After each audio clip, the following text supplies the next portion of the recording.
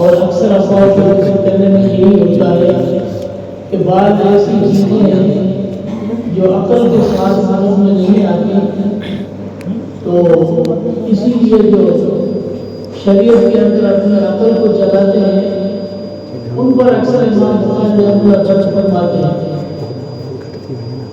کہ عقل کا مقصد یہ ہے کہ انسان اپنے عقل کے دائرہ کار میں ہر چیز کو سمجھے۔ تو سب سے پہلے امام بخاری نے جو باب رکھا، باب کیف کان بدء الوحی الی رسول اللہ صلی اللہ علیہ وسلم، یعنی بخاری شریف کی ابتدائی وحی کے باب سے رکھی، جس میں یہ بتلایا کہ یہ دین محض وحی الہی کا مجموعہ ہے، اس میں کسی انسان کی عقل کا دخل نہیں ہے۔ چنانچہ قرآن کریم میں بھی اللہ جل شانہ نے واضح طور پر فرمایا، قل ما كنت بدعا من الرسل وما ادري ما يفعل بي ولا بكم ان اتبع الا ما يوحى الي۔ کہ اللہ فرماتے ہیں میرے محبوب آپ یہ کہہ دیجیے اور لوگوں کو بتلائیں کہ میں صرف وحی الہی کا تابعدار تھا، یعنی میں نے جو کچھ بیان کیا ہے وہ میں نے عقل سے نہیں بلکہ اللہ تعالیٰ کی طرف سے وہ بیان فرمایا۔ اب دو چیزیں ہیں، ایک تو یہ ہے کہ اگر پیغمبر کے سینے اقدس پر اللہ تعالیٰ کی طرف سے وہ الفاظ آتے ہیں، کلام آتا ہے اور حضور اس کو زبان سے ادا فرماتے ہیں تو اس کا نام قرآن کریم ہے۔ یعنی قرآن کریم وہ اللہ کا کلام ہے جس کے بعینی الفاظ اللہ تعالیٰ کی طرف سے آئے حضور کے سینے اقدس پر، اور حضور رحمۃ اللہ علیہ وسلم نے اس کو بیان فرمایا۔ اور دوسری صورت یہ ہے کہ اللہ تعالیٰ کی طرف سے ایک مضمون آیا اور حضور اس مضمون کو اپنے الفاظ سے ادا فرمائے، یہ مضمون کو۔ تو اگر اللہ تعالیٰ کی طرف سے حضور کے سینے اقدس پر ایک مضمون آئے اور حضور نے ان کو اپنے الفاظ سے ادا فرمایا تو اس کا نام حدیث ہے۔ یہ جتنے بھی الفاظ قدسی آئے یہ بھی حدیث ہے، اور یہ اللہ تعالیٰ نے اس کے بارے میں گواہی دی، وما ينطق عن الهوى ان هو الا وحی یوحی۔ اللہ فرماتے ہیں میرے نبی وہ خواہش سے بات نہیں کرتا بلکہ جو کچھ کہتا ہے وہ اللہ کی طرف سے وحی ہے۔ نبی کی زبان وحی کی ترجمان ہے، خواہش کی ترجمان نہیں ہے۔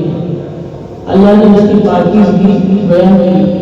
چنانچہ حضرت عبداللہ ابن عمرو بن عاص رضی اللہ تعالیٰ عنہ صحابہ کرام میں وہ تھے جو آپ صلی اللہ علیہ وسلم کی الفاظ قدسی کو وہ لکھتے تھے صحابہ میں۔ چنانچہ حضور کے زمانے میں انہوں نے ایک کتاب لکھی حدیث کی جس کا نام تھا صحیح صادقہ، تو وہ لکھتے تھے۔ تو ایک دفعہ عرض کی یا رسول اللہ، آپ مختلف حالتوں میں ہوتے ہیں، کبھی غصے کے حالت میں ہیں اور کبھی ویسے اپنی خیال سے بچے ہوئے ہیں، ارشادات فرما رہے ہیں، تو میرے لیے کیا حکم ہے کہ میں کس بات کو لکھوں اور اس کو نہ لکھوں؟ تو جناب رسول اللہ صلی اللہ علیہ وسلم نے فرمایا، اکتب یا عبداللہ، اکتب یا عبداللہ فإنه لا يخرج من هذا إلا الحق۔ اے عبداللہ لکھتے رہو، جو کچھ میں فرماؤں اس کو لکھتے رہو، چاہے کسی بھی حالت میں میں ہوں، اس زبان سے حق کے علاوہ کوئی چیز نہیں نکلتی۔ تو اس لیے یہ وحی الہی کا مجموعہ ہے۔ امام بخاری نے پہلے بار بھی وہی کا رکھا کہ عقل کو اس کے اندر کوئی دخل نہیں ہے، بلکہ جنہوں نے عقلیات کے میدان میں اپنے گھوڑے دوڑائے وہ ہمیشہ ناکام رہے، وہ دین کو سمجھنے سے بھی قاصر رہے بلکہ اللہ اور اس کے رسول سے اور شریعت سے بہت دور چلے گئے، اور جیسے معتزلہ ہے۔ اسی لیے یہ جو آخری حدیث ہے یہ بھی معتزلہ کا ایک عقیدہ تھا، ان کا ذہن تھا، اس کو امام بخاری رحمہ اللہ رد فرما رہے ہیں۔ وہ کہتے ہیں کہ قیامت کے دن جو میزان قائم ہوگی، ترازو قائم ہوگی، وہ ترازو کوئی ہماری ترازو والوں کی طرح تھوڑی ہوگی. وہ کہتے ہیں کہ اس سے مراد یہ ہے کہ اللہ تعالیٰ قیامت کے دن عدل اور انصاف قائم فرمائے گا. اب اس عدل اور انصاف کی صورت کیا ہوگی؟ جس طرح بھی ہوگی عدل انصاف ہوگا، لیکن تراز میں ہو اس کے چلڑے ہوں تو یہ چیزیں جو ہے یہ نہیں ہوگی. انہوں نے اللہ تعالیٰ کے احکام کو اپنے عقل سے پرکھا، عقل سے دیکھنے کی کوشش کی تو بھی اللہ تعالیٰ کے احکام کو جو ایک لامحدود اور وسیع ذات ہے اس کی ذات کے احکام کو، لامحدود احکام کو اپنے محدود دماغ کے اندر پرکھنا، اس کی مثال تو ایسی ہے جس طرح سے کہتے ہیں کہ اگر ہمالیہ پہاڑ ہو اس کے نیچے اور اس کے پہلو میں اگر کوئی چیونٹی نہیں رہی ہو اور وہ جو ہے تو ہمالیہ کے عرض و طول کا اندازہ لگائے، یہ تو اسی طرح ہے. تو ہمارا دماغ الگ الگ کے احکام کے سامنے اس طرح ہے، یا اس طرح سمجھے جس طرح پہاڑ کو سونے کے ترازو سے تولنا ہے تو یہ بھی انسان کی مشاہد ہے کہ سونے کے ترازو سے پہاڑ کا وزن کرے. اللہ تعالیٰ کے احکام کو انسان اپنی عقل سے پرکھ نہیں سکتا، نہ سوچ سکتا ہے، اس لیے کہ انسان کی عقل، سوچ، انسان کی قوتیں سننے والی اور دیکھنے والی اور جتنی بھی صلاحیتیں ہیں یہ سب کی سب ایک شرطوں کے ساتھ، ایک وقت کے ساتھ اور ایک مسافت کے ساتھ کام کرتی ہیں. اس سے آگے یہ کچھ کام نہیں کر سکتی. یہ آنکھ ہے، اس سے دیکھنا موجود ہے، کسی حد تک کام کریں گے اس کے بعد کام نہیں کریں گے. اگر اس میں کوئی کیمرہ لگا دیا، کوئی تیز دوربین لگا دیا، وہ اپنی منزل تک کام کریں گے، اس کے بعد کام چھوڑ جائے گا. کتنے بھی اسباب ہیں سب کچھ محدود ہیں، لیکن اللہ تعالیٰ کے احکامات جو لامحدود ہیں تو انسان اس کو 1-2 انچ والے دماغ سے فرق نہیں سکتا، نہ اس کو سمجھ سکتا ہے، اس لیے اس کو توڑنے کی کوشش بھی نہ کرے. تو محدث الاثر علامہ حضرت محمد شاہ کشمیری رحمۃ اللہ علیہ فرماتے ہیں کہ جو عقل سے اللہ تعالیٰ کے احکام کی پرکھ کرتے ہیں اور توڑتے ہیں اس کی مثال ایسی ہے جیسے کوئی گڑھا اور چھوٹا سا، اس کے اندر کوئی گھوڑا آ کے پیشاب کر دے اور وہاں کوئی ہوا کے جھونکے سے کوئی تنکا آ کے ادھر گر گیا اور اس کے اوپر مکھی آ کے بیٹھ گئی. اب جب ہوا کے جھونکے لگیں گے اور مکھی اس کے اندر اس کی موجودگی جب وہ ہلے گی تو وہ سمجھے گی کہ میں دریائے فرات کا سیر کر رہی ہوں، لیکن اس کو پتہ نہیں کہ میں کس سیر کر. انسان کی جو عقل کے دائرے میں جو گھوڑے دوڑاتا ہے اس کی مثال ایسی ہے. تو اللہ تعالیٰ کے احکامات کے سامنے یہ کیا ہے؟ یہ تو مچھی کے پر کے برابر بھی اس کی قیمت نہیں ہے. اللہ کے احکام کو کیا سمجھے گا؟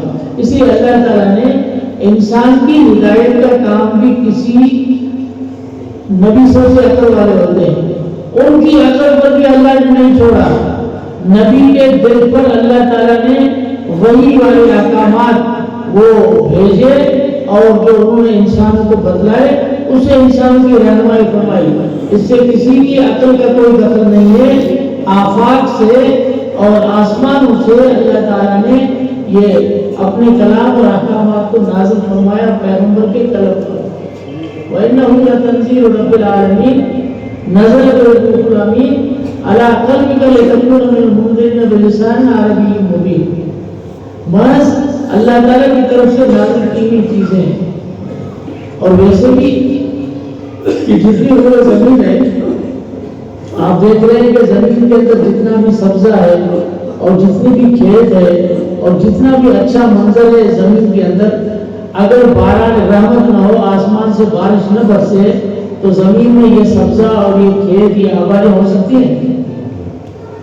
تو زمین کا پورا منظر، پوری سبز چادر اور پورے زمین کی رونق وہ آسمان سے باران رحمت کے بغیر نہیں ہو سکتی.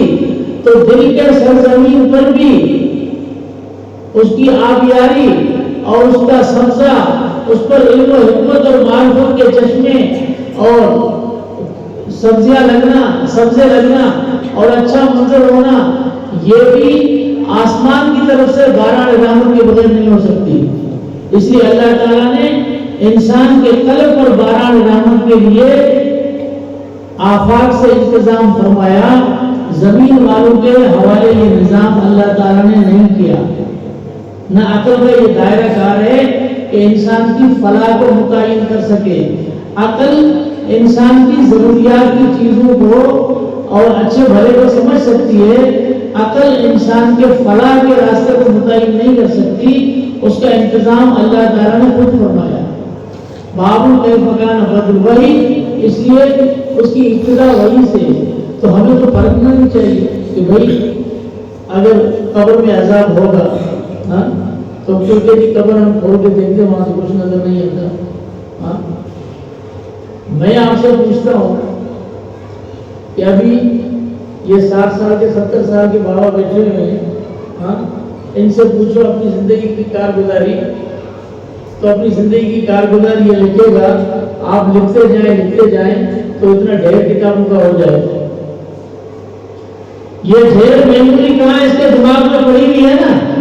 تو اس کے دماغ کو کھولو، نظر آئے گی. تو آپ تو یہاں ہی بس کر گئے. کیونکہ یہ تھوڑی ہوتا ہے کہ ہر چیز دیکھنے میں آئے اور ہر چیز سمجھنے میں آئے. تمہارے ساتھ کئی چیزیں ہیں جو تمہیں نظر نہیں آتی. یہ آنکھ دیکھ رہی ہے، آنکھ جس چیز سے دیکھ رہی ہے تو نظر آ رہا ہے، لیکن اس آنکھ کے اندر ایک نور ہے، جس لائن سے یہ آنکھ دیکھتی ہے وہ کسی کو نظر نہیں آتا. وہ آنکھ کھول کے دیکھے، ڈاکٹر کے باپ کو بھی نظر نہیں آئے گا. اس طرح سے ہر چیز تمہیں نظر آئے.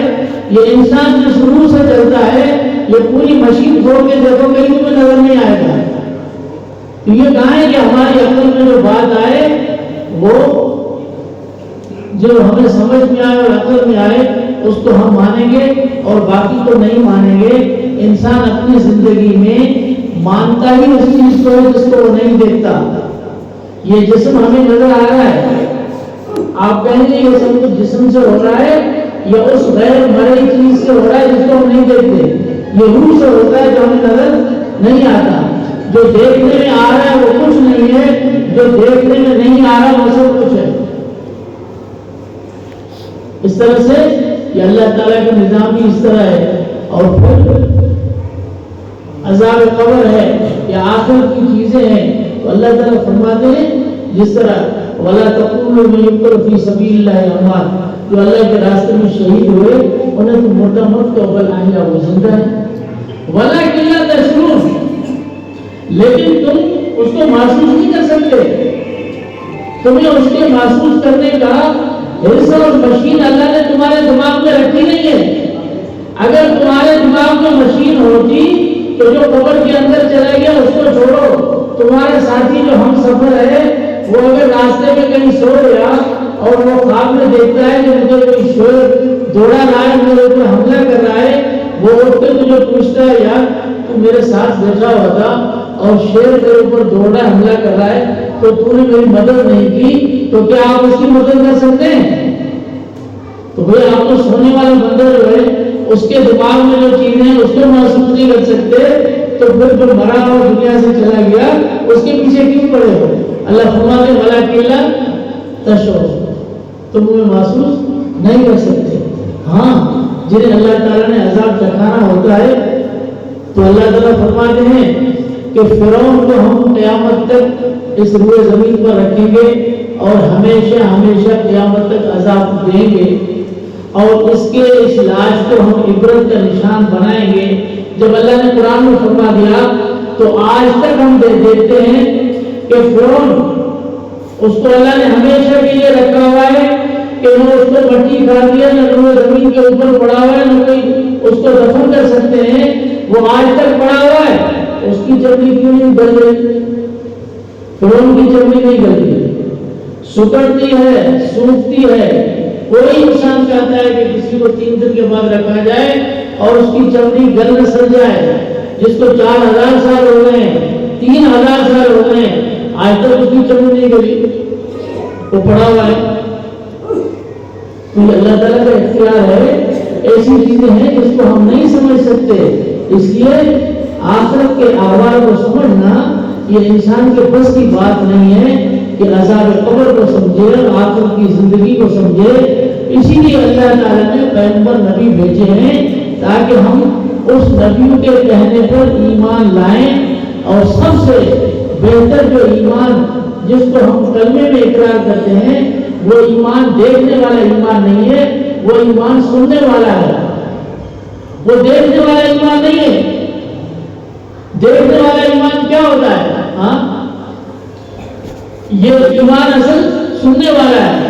اور سب سے بڑی چیز یہ ہے کہ ایک سچا آدمی جو بات کر دے, اس سے بڑی پکی مضبوط دلیل کوئی نہیں ہوتی. دیکھنے سے بھی زیادہ انسان کی آنکھ دھوکہ کھا سکتی ہے. حضرت ماریہ رضی اللہ تعالیٰ عنہ جب حضرت ابراہیم فوت ہوئے, چھوٹے بچے تھے, تو دیکھا کہ حضرت ماریہ افسوس ہیں, پریشان ہیں. تو آپ صلی اللہ علیہ وسلم نے فرمایا کہ ماریہ پریشان نہ ہو, اللہ تعالیٰ نے اس کو جنت میں ایک حور دی ہے جو اس کو دودھ پلاتی ہے. اور اگر تم چاہو کہ میں اللہ سے مانگتا ہوں حجابات ہٹ جائیں اور تم اپنی آنکھوں سے وہ منظر دیکھ لو. تو حضرت ماریہ نے عرض کی, یا رسول اللہ, ماریہ اپنی آنکھوں سے وہ منظر دیکھے تو ماریہ کی آنکھیں دھوکہ کھا سکتی ہیں, لیکن محمد رسول اللہ کی زبان سچی ہے. ایمان اس چیز کا نام ہے. ایمان بات نہیں مانو گے. کبھی گئے ساری زندگی سننے سنانے میں ایمان لاتے ہو, لیکن جب اپنے فلاح کی ہدایت کی بات آتی ہے تو شیطان کہتا ہے کہ نہیں, جب تک دیکھو نہیں تو مانو نہیں, جب تک دلیل لگاؤ تو مانو نہیں. تو بھئی دلیل ماننے میں کب مانا ہے بتاؤ؟ ابو جہل نے دلیل مانی ساری زندگی, مان گئے؟ ساری زندگی دلیل مانتے ہیں. ابو جہل نے جن چیزوں کو دیکھا تھا ان چیزوں کو میرے خیال میں آج کل کے لوگ اگر دیکھتے تو سارے کلمہ پڑھ لیتے. اگر اپنی آنکھوں سے کوئی دیکھتے کہ چاند کے 2 ٹکڑے ہو رہے ہیں اور یہ پتہ چلے کہ ایک شخص ہے جو مکہ شریف میں رہتا ہے, اس کے اشارے سے چاند کے 2 ٹکڑے ہو گئے, تو یہ کلمہ پڑھ لیتے. بھائی ابو جہل نے جب چاند کے 2 ٹکڑے کرنے کا مطالبہ کیا اور چاند کے 2 ٹکڑے ہوئے تو ابو جہل نے تو نہیں مانا, ہاں, لیکن بھوپال کے راجا نے کلمہ پڑھی, وہ مسلمان ہو گئے. بھوپال کے بادشاہ, اور اس نے اپنے ساتھیوں کو بھیجا تو پھر دعوت دے کر آپ صلی اللہ علیہ وسلم کی خدمت میں کہ وہاں جاؤ اور پھر کلمہ پڑھو اور میرے لیے دعا بھی کراؤ, میں نہیں جا سکتا. تو حضور نے اس کا نام عبداللہ رکھا. آج بھی بھوپال میں صحابہ کی قبریں ہیں. تو جنہیں نصیب ہوتا ہے وہ تو مانگے بغیر نہیں کلمہ پڑھ لیتے ہیں. ہاں, دیکھنے سے ہوتا ہے اور زیارتیں کرنے سے علاج کرتے ہیں. جی مولانا زیارت کرا اور یہ کرا. بھائی ابو جہل مولانا کتنی بار زیارت کرتا تھا حضور کی, گھر کتنا قریب تھا, لیکن جب انسان کے دل کا برتن سیدھا نہ ہو تو پھر کچھ نہیں ہے. اور جب یہ اندر کا انسان سیدھا ہو جائے, یہ برتن سیدھا ہو جائے اور ماننے پہ آئے تو پھر دیکھنے کی ضرورت نہیں ہوتی. پھر ماننا کیسا ہوتا ہے کہ حضرت صدیق اکبر رضی اللہ تعالیٰ عنہ نے ایک خواب دیکھی آپ صلی اللہ علیہ وسلم کے اعلان نبوت سے پہلے کہ بیت اللہ شریف سے انوارات نکلے اور وہ سارے عالم میں پھیل گئے, اور پھر وہ سارے انوارات سمجھ کر میرے سینے میں آ گئے. تو یہ خواب جو راہب کو بتائی تو مکے کے راہب جو تھے وہ تو حسن رستے تھے تو انہوں نے نہیں بتایا. پھر جب آپ شام گئے تو وہاں کے ایک راہب تھا, اس سے جب بیان کیا تو انہوں نے پھر اس کی تعبیر بتائی اور اس نے کہا یہ خواب تم نے دیکھی ہے؟ اس نے کہا خواب میں نے دیکھا ہے. تو کہا کہ اگر یہ خواب تم نے دیکھا ہے تو اس کا مطلب یہ ہے کہ آخر زمان نبی جب نبوت کا اعلان فرمائیں گے تو اس پر سب سے پہلے ایمان لانے والے تم ہو, اور اس کی زندگی میں اس کے وزیر اور مشیر ہو گے, اور اس کو دنیا میں جانے کے بعد اس کے خلیفہ ہو. پوری بات بتا دی. تو حضرت صدیق اکبر رضی اللہ عنہ نے کیا فرمایا کہ واقعہ ازالۃ الخفا عن خلافۃ الخلفاء میں امام شاہ ولی اللہ رحمہ اللہ نے نقل فرمایا سیوطی کے حوالے سے. تو فرمایا کہ اچھا وہ آخر الزمان جب نبی آئے گا اس پر سب سے پہلے کلمہ میں پڑھوں گا. ہاں کہتے میں ابھی کلمہ پڑھوں گا. اسی وقت ایمان لائے. صدیق اکبر تو حضور پر اعلان نبوت سے پہلے کلمہ پڑھ چکے ہیں لیکن کوئی دلیل نہیں مانگی. جس نے دلیل نہیں مانگی وہ کیا بن گیا؟ صدیق بن گیا. اور جو دلیل مانگتے رہے وہ تب تک یہ رہا ابو لہب مطلب وہ ختم اللہ والا قلوبہم والا سمعہم والا ابصارہم غشاوۃ ولہم عذاب عظیم. یہ تھیوری چھوڑ دو جو اسکولوں میں پڑھتے ہو کہ ہم دلیل سے چلیں گے. ہاں دلیل سے چلیں گے تو پھر کوئی چیز سمجھ میں نہیں آئے گی. اگر دلیل سے کوئی چلتا ہے تو اسے اس کے باپ کے لیے بھی دلیل نہیں ملے گی کہ میرا باپ کون ہے. پہلے اس کی دلیل پوچھو ان سے کہ تم نے تھیوری پڑھی ہے تو جا کے دلیل تلاش کرو کہ میرا باپ کون ہے, میں کس کا بیٹا ہوں. پھر اللہ کے پیچھے آؤ اور پھر قرآن اور حدیث کی بات کرو.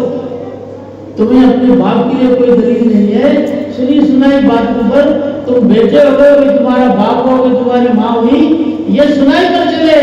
اور جب اللہ رسول کی بات آتی ہے اور دین اور شریعت کی بات آتی ہے تو تم کہتے ہو کہ میں اپنی تھیوری پہ چلوں گا, میں دلائل پہ چلوں گا. دلائل سے کوئی چیز نہیں سمجھی جاتی. دلائل کا تعلق انسان کے دماغ سے ہے اور دماغ پر تسلط شیطان کا ہوتا ہے. اور ایمان کا تعلق دل سے ہوتا ہے اور دل پر اللہ کی رحمت اور اللہ کی حکومت ہوتی ہے. ہاں تو نبی کا پیغام یہی ہے کہ دماغ کے شیطانی راستے کو چھوڑ کے اور دل اور قلب کے راستے پر آ جاؤ جہاں تمہیں ایمان ملے گا, محبت ملے گی, اللہ کی معرفت ملے گی, حکمت ملے گی, علم ملے گا. ساری چیزیں دل سے ملے گی. تمہیں تمہارا دماغ سے کچھ نہیں ملے گا. تمہیں دماغ سے یہ بازار کی چیزوں کا علم ہوگا اور گنے کے دام کا اور فصلوں کے دام کا پتہ چلے گا اور پھر بچوں کے رزق تلاش کرو گے. تم اللہ کے دماغ سے نہیں پہنچ سکتے, ہاں دل سے پہنچ سکتے. شیخ الحدیث حضرت مولانا ذکی رحمۃ اللہ علیہ نے فرمایا آبدی میں کہ اللہ تجھے کائنات کے ذرے ذرے میں تلاش کیا, ذرے ذرے میں, لیکن جب اپنے اندر جھانکا تو تجھے پایا. اللہ کو دیکھنا ہے, اللہ کو پانا ہے تو دل کے میدان میں آ جائیں اور ایمان کے اس محبت والے میدان میں آ جائیں تو پھر اللہ تعالیٰ کی ذات کی وسعت اور اس کے صفات کی وسعت اور اس کی جاہ و جلال اور ہر چیز وہ انسان کے سمجھ میں آئے گی. اس کے بغیر نہیں آئے گی. اس لیے نبیوں کا راستہ یہ دل والا راستہ, دماغ والا راستہ نہیں ہے. تو حضرت امام بخاری رحمۃ اللہ علیہ فرماتے ہیں کہ یہ جو اپنی عقل سے سمجھتے ہیں بس ہمیں صرف یہ کہنا ہے کہ یہ چیز کیا ہے, حق ہے, جو اللہ کے نبی نے فرمایا کہ حق ہے. تو فرماتے ہیں کہ قیامت کے دن وزن اعمال ہوگا. اور علامہ ابو قاسم لالکائی رحمہ اللہ اپنی کتاب شرح سنت میں وہ فرماتے ہیں حضرت سلمان رضی اللہ تعالیٰ عنہ سے روایت فرماتے ہیں سلمان انہ قال یوزع المیزان وله لسان وقفتہ لو وزعت فی یداہم السماوات السبع لوسعتہن. قیامت کے دن ایک ترازو رکھی جائے گی اور اس کے دو پلڑے ہوں گے, اس کے اندر سوئی ہوگی جس سے اور پھر اس کی سکل اور خلفت ہوگی اور اس کا ایک پلڑا اتنا بڑا ہوگا کہ اگر اس کے اندر سارے آسمان رکھ جائیں اس سے بھی زیادہ وسیع ہو سکے. ہاں حدیث ہمارا اس پر ایمان ہے. لیکن یہ سمجھ لیں کہ اللہ تعالیٰ کے ہاں انسان کے ظاہری عمل اور صورت کی توڑ نہیں ہوتی. اللہ تعالیٰ کے ہاں انسان کے دل کی توڑ ہوتی ہے کہ اس کی نیت اور اخلاص وہ کتنا ہے اس کی توڑ. وزن جو ہوتا ہے کسی موٹے اور تکڑے اور ہلکے پتلے اس کا وزن نہیں ہوتا بلکہ نیت کی توڑ ہوتی ہے. ان رجل سمین لیودا لا یزن عند اللہ جناح بعوضہ، حدیث میں کہ ایک موٹا تازہ شخص ہوگا لیکن اللہ کے ہاں اس کی مچھر کے برابر کی قیمت نہیں ہوگی، اس لیے کہ اندر جو کچھ نہیں ہوگا تو کوئی وزن جو ہے ظاہر کا نہیں ہے. ہاں اب ہم ایک عمل کرتے ہیں، اللہ کے راستے میں خرچ کرتے ہیں، نمازیں پڑھتے ہیں، عبادتیں کرتے ہیں. حدیث میں ہے جناب رسول اللہ صلی اللہ علیہ وسلم فرماتے ہیں میرے صحابہ میں سے اگر تم میں سے کوئی سونے کا پہاڑ خرچ کرتا، اور پہاڑ جیسا جتنا سونا خرچ کر دے، میرا صحابی اگر 1 کلو گیہوں یا جو اگر اللہ کے راستے میں دے دے تو تم اس تک نہیں پہنچ سکتے. یہ کیا چیز ہے؟ ادھر اور پہاڑ جتنا سونا اور ادھر 1 کلو گیہوں اور 1 کلو جو. کیوں کہ اللہ تعالیٰ کے ہاں صورت کا وزن نہیں ہے، اللہ تعالیٰ کے نیت کا وزن ہے.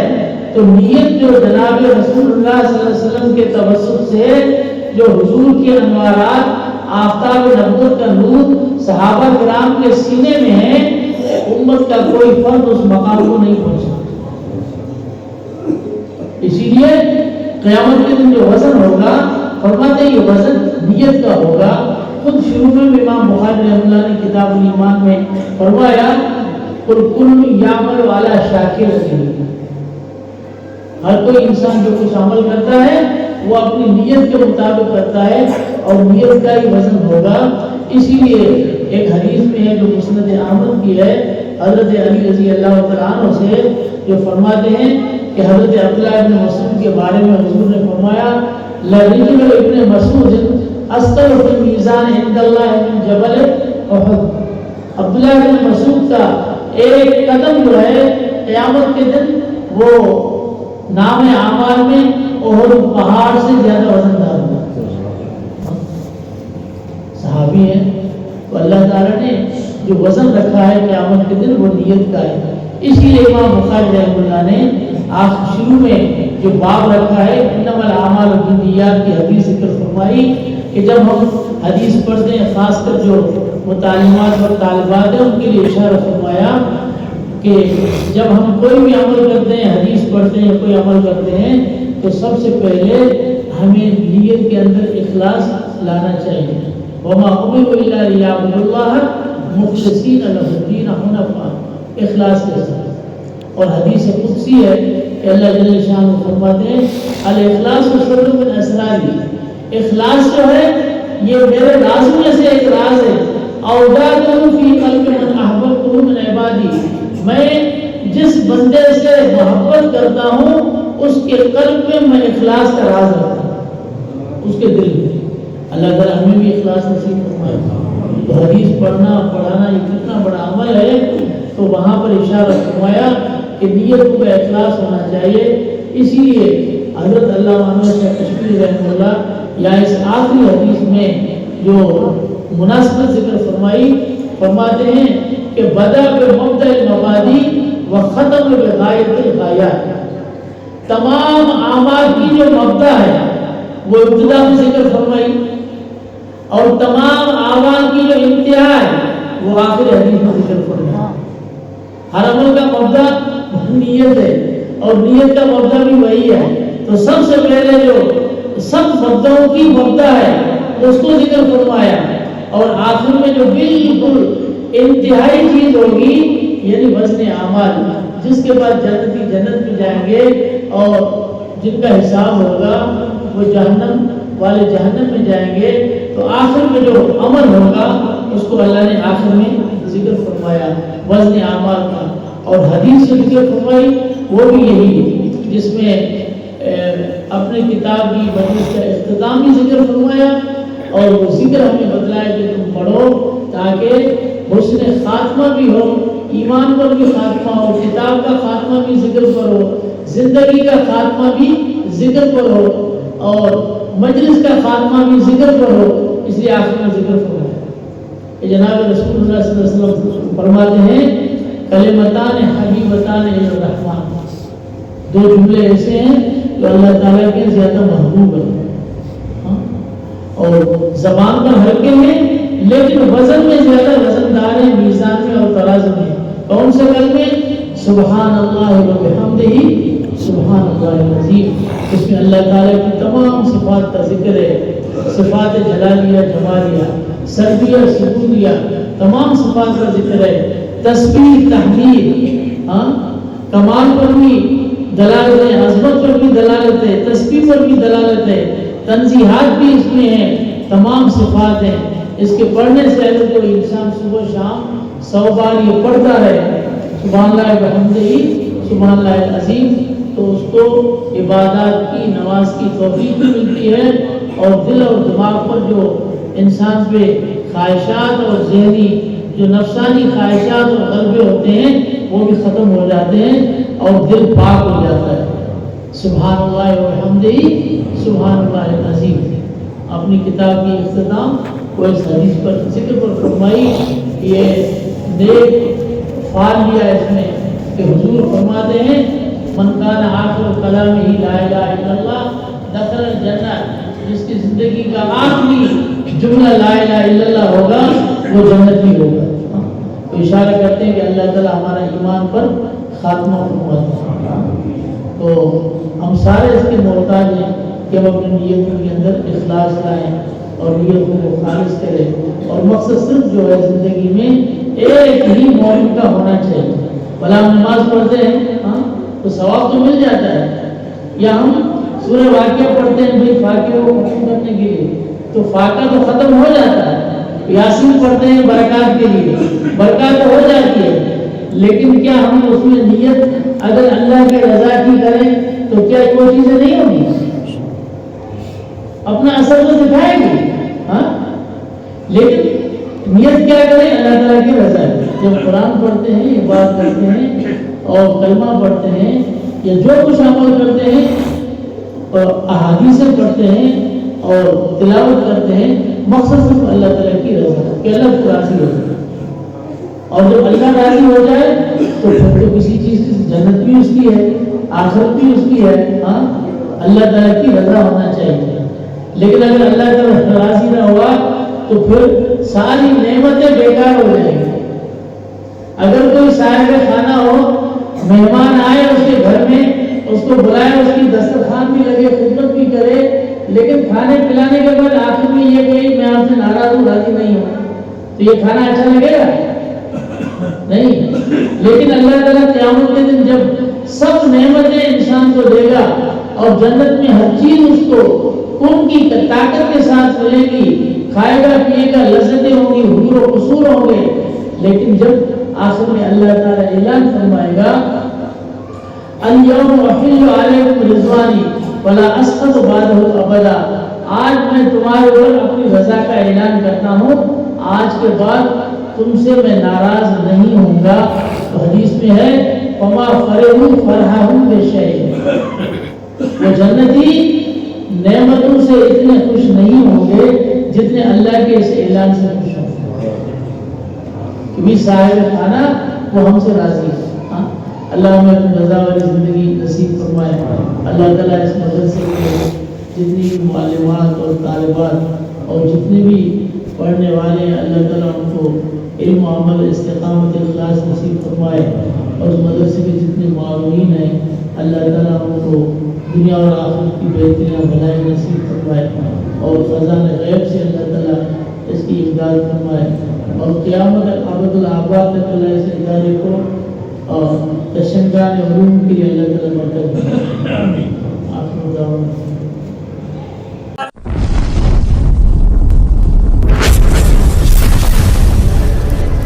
subscribe my YouTube channel.